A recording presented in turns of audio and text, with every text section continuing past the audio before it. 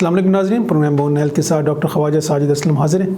मैं orthopaedic surgeon हूँ। Hip नी replacements, आर्थ्रोस्कोपीज़, fractures, हड्डियों के कैंसर्स का इलाज करता हूँ रावलपिंडी इस्लामाबाद में। आज का जो हम पब्लिक अवेयरनेस प्रोग्राम कर रहे हैं वो है रिमेटॉयड आर्थराइटिस के बारे में। जिस तरह हमने गंठिया के बारे में बहुत सारे पहले प्रोग्राम्स किए हैं, आर्थराइटिस उसकी बहुत सारी अकसाम होती हैं। जो ओल्ड एज में होती है, जो बूढ़े लोगों में घुटनों के दर्द शुरू हो जाते हैं, वो उसको कहते हैं ऑस्टियोआर्थराइटिस। जो यंग एज में होती हैं समटाइम्स उसको कहते हैं रिमेटॉयड आर्थराइटिस, जो पैदाइशी होता है या वेरी यंग एज में शुरू हो जाता है, लाइक टीन एज में शुरू हो जाए या 20-22 साल की उम्र में या 18-17 साल की उम्र में। इसको इन्फ्लेमेटरी आर्थराइटिस कहते हैं।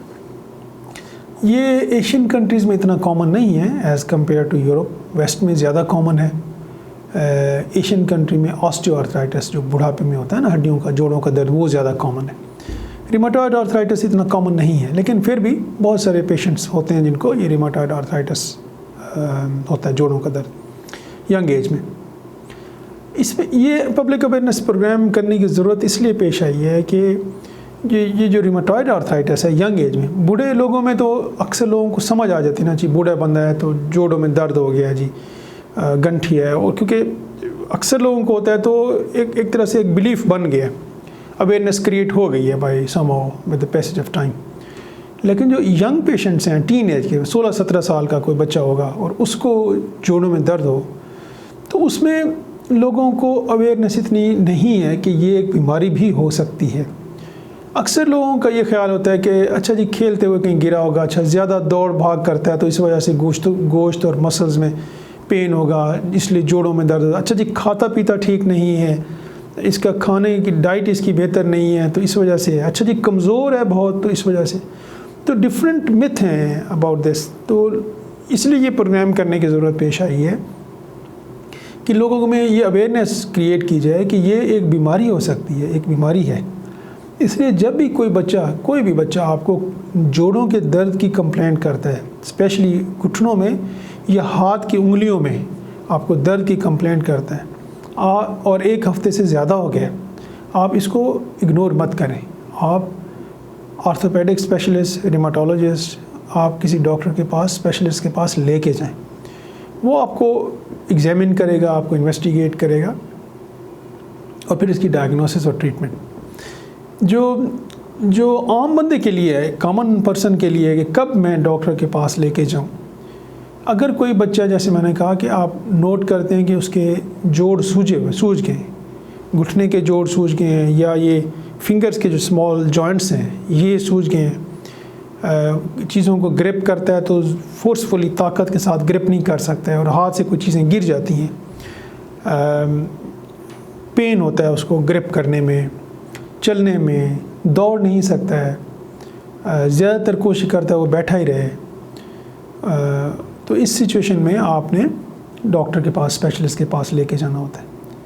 और ये जो रिमेटॉयड आर्थराइटिस है, ये एक ज़माना था बहुत पहले जब इसका लोग इलाज भी नहीं कराते थे, लोगों को अवेयरनेस भी नहीं थी और प्रेजेंटेशन बहुत डिलेड होती थी।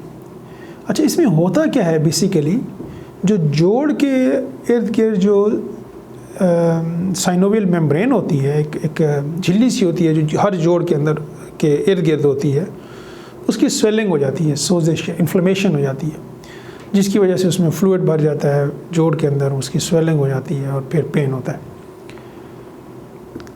ये अगर ट्रीट ना करें, आप कहें जी हमने इसका इलाज नहीं कराना, या डिलेड प्रेजेंटेशन हो, बहुत अरसे के बाद है, तो ग्रेजुअली स्लोली सबसे पहले हाथ की उंगलियां अफेक्ट होना शुरू हो जाती हैं। वैसे तो हर जोड़ में पेन होता है। अच्छा, ये भी मैं बताता चलूँ आपको कि रिमेटॉयड आर्थराइटिस जो है वो सर से लेके पाँव तक सब जितने भी जोड़ हैं सबको अफेक्ट करते हैं ये डिज़ीज़। स्पाइन के जो 2 मोरों के बीच का जो जॉइंट बनता है उनको भी अफेक्ट करती है। मोरों को, ये छोटे जॉइंट्स को, जो बड़े जॉइंट्स हैं, हिप, नी, शोल्डर्स, उनको सब जॉइंट्स को ये अफेक्ट करती है। जबकि जो बुढ़ापे का आर्थराइटिस है वो ज़्यादातर बड़े जॉइंट्स को इन्वॉल्व करता है, लेकिन नी को, हिप को, एंकल, शोल्डर, बड़े जॉइंट्स हैं उनको इन्वॉल्व करता है, स्पाइन को कम करता है इन्वॉल्व। तो रिमेटॉयड इसलिए डेंजरस होता है कि वो हर जोड़ को इन्वॉल्व करता है। जी मैं कह रहा था इसके अगर डिलेड प्रेजेंटेशन हो, देर से आए, तो सबसे पहले जो हाथ की जो फिंगर्स हैं वो इन्वॉल्व होती हैं। तो आपने डिफ़ॉर्मिटी देखी होगी, अभी इस स्क्रीन पे भी आप डिफ़ॉर्मिटीज़ देख रही होंगी हाथों की, रिमाटॉयड आर्थराइटिस में हाथों की फिंगर्स की क्या डिफ़ॉर्मिटी हो जाती है।